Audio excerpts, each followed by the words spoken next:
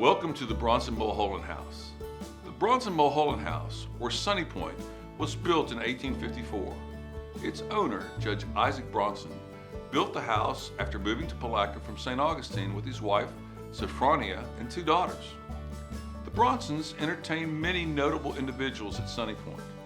William D. Moseley, the first governor of the state of Florida, was a guest at the house.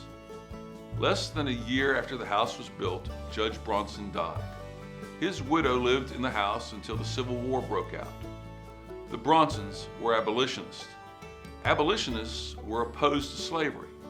When the war began, Mrs. Bronson traveled back to New York and was away from Sunny Point for the duration of the war. Because the Bronsons were adamantly opposed to slavery, no slaves ever worked on the Sunny Point plantation. Mrs. Bronson left Sunny Point abandoned during the war. Much of Palatka was abandoned. Like the Bronsons, many of the residents of Palatka were from the north and had family roots there. Even though Sunny Point was left vacant, it was used during the war. Confederate soldiers used the upper floor of the house as a lookout for Union soldiers and boat traffic on the St. Johns River. In 1864, Union soldiers came down from Jacksonville to occupy Palatka. Union soldiers were at the house and used it for basically the same purpose the Confederate soldiers used it for, as an ideal lookout location.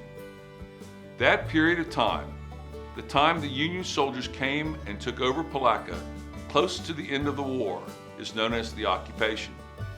During the years right after the Civil War, the Bronson Mulholland House was used as a school to educate freed African American children.